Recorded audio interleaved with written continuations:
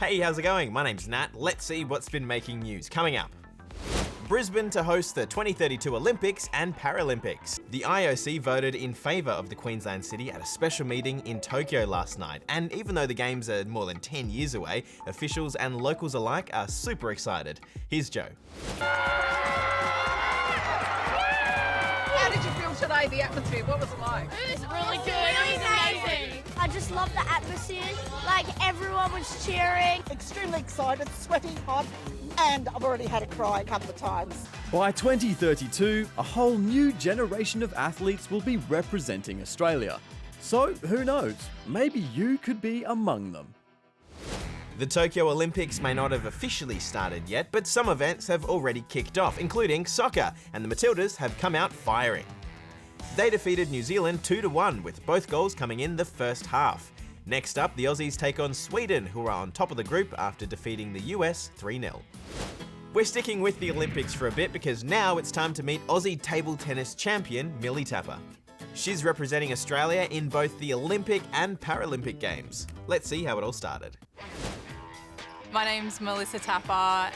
In 2016, I ended up creating history when I became the first Aussie Paralympic athlete to qualify at an Olympic Games. To this date, Tokyo will be my third Paralympic Games and my second Olympic Games.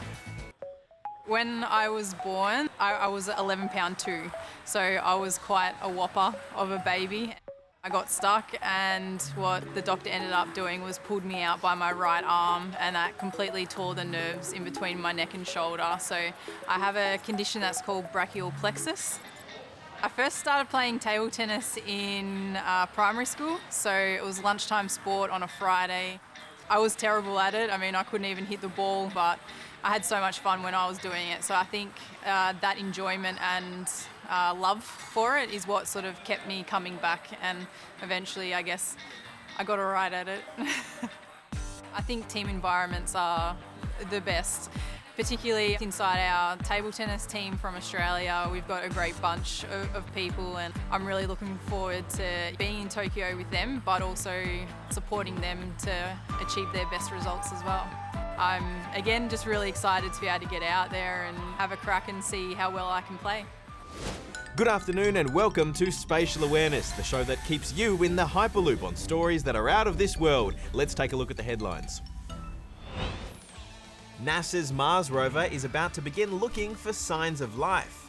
We are looking very, very far back in the history of the solar system. The idea is that this rover will collect a bunch of samples, store them securely, and eventually one day return to Earth on another mission where they can be studied further.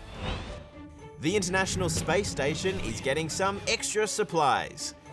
This rocket, carrying a special mini science lab, blasted off from Kazakhstan, kitted out with technical equipment, storage space, and facilities for water and air regeneration. Nice. And finally, Jeff Bezos is still facing backlash over this comment he made after flying to the edge of space. I want to thank every Amazon employee and every Amazon customer, because you guys paid for all of this.